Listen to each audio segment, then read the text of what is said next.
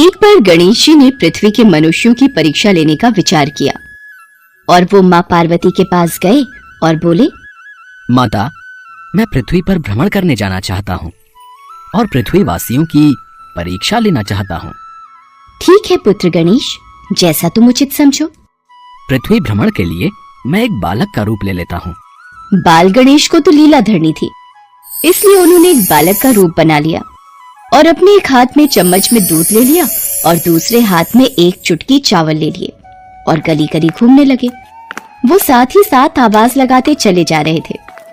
मेरे पास ये दूध और चावल है, क्या कोई मेरे लिए इस सामग्री की खीर बना देगा? कोई भी बाल गणेश पर ध्यान नहीं दे रहा था, बल्कि लोग उन पर हंस रहे थे। अरे कोई नासमझ बालक दिखाई पड़ता है। हाँ भैया, तभी तो ये चम्मच में दूध और चुटकी चावल लिए घूम रहा है। भला इसकी खीर कैसे बनेगी? गणेश बाल रूप में लगातार एक गांव के बाद दूसरे गांव में इसी तरह चक्कर लगाते हुए पुकारते जा रहे थे, पर कोई खीर बनाने के लिए तैयार नहीं था। सुबह से शाम हो गई, गणेश जी लगातार घूमते रहे।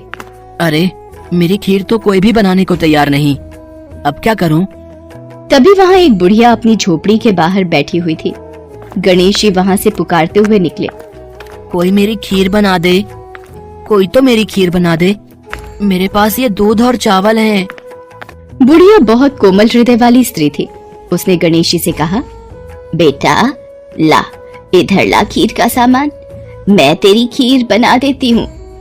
माई, अपने घर में से दूध और चावल लेने के लिए बर्तन ले आओ। ठीक है बेटा, रुक, मैं अभी बर्तन लेकर आई। बुढ़िया एक कटोरी लेकर जब झोपड़ी के बाहर आई तो गणेश जी ने कहा, माई ये बर्तन छोटा है, अपने घर का सबसे बड़ा बर्तन लेके आओ। बेटा बड़ा बर्तन क्या करेगा, जरा से तो दूध और चावल है। अच्छा रुक, लाती हूँ। बुढ़िया को थोड़ी झुंझलाहट हुई, पर उसने कहा, चलो बच्चे का मन रख लेती हूँ, और अंदर जाकर वो अपने घर का सबसे बड़ा पतीला लेकर बाहर आई।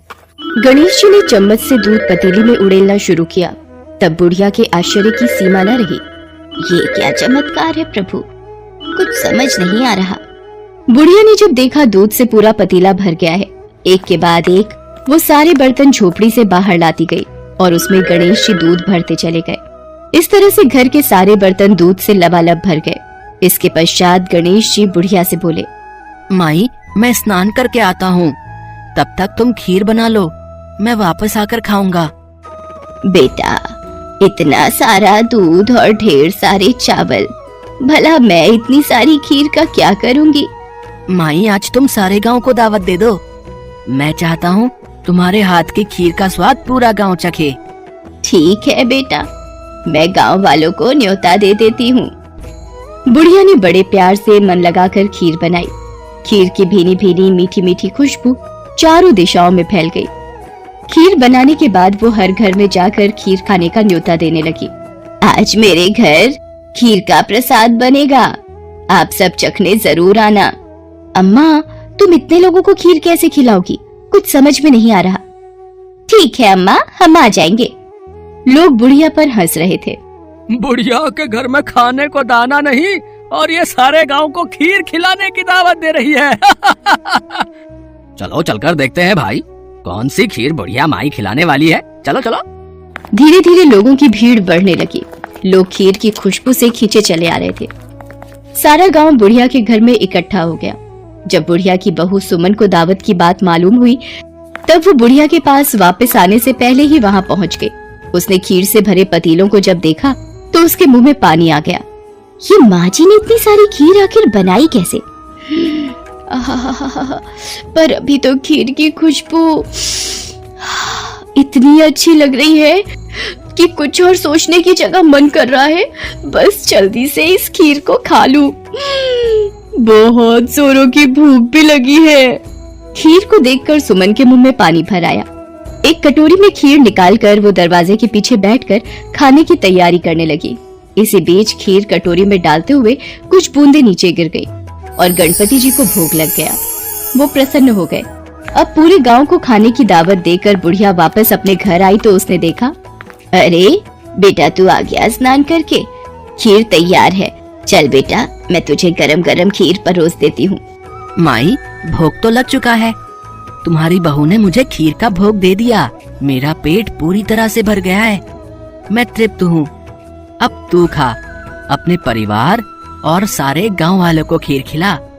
पर बेटा, ये तो बहुत ज्यादा खीर है, सबका पेट भर जाएगा, इसके बाद भी ये बच जाएगी।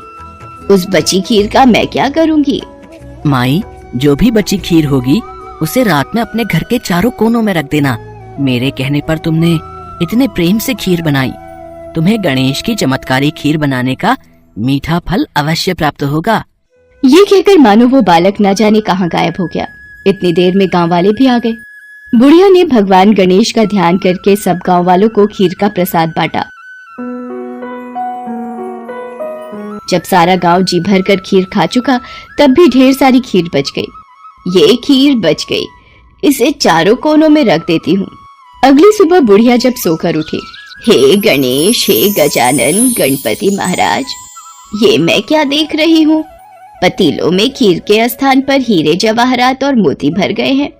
विघ्नहर्ता गणेश जी उस बालक के रूप में स्वयं आप ही आए थे। आप तो मेरे जीवन के बारे न्यारे कर गए प्रभु। बुढ़िया को दयालुता का फल मिल गया। उसकी सारी दरिद्रता दूर हो गई और वो आराम से रहने लगी। बुढ़िया ने गणपति जी का एक भव्य मंदिर बनवाया और साथ में एक बड़ा सा तालाब भी खुदवाया। इस तरह उसका नाम दूर दूर तक प्रसिद्ध हो गया। उस जगह वार्षिक मेले लगने लगे। लोग गणेश जी की कृपा प्राप्त करने के लिए उस स्थान पर पूजा करने और मान्यताएं मानने के लिए आने लगे। भगवान गणेश को विघ्नहर्ता और सुखकर्ता कहा गया है। वो अपने भक्तों के जीवन की सारी कठिनाइयों को दूर करके सुख, शांति, समृद्धि और वैभव प्रदान करते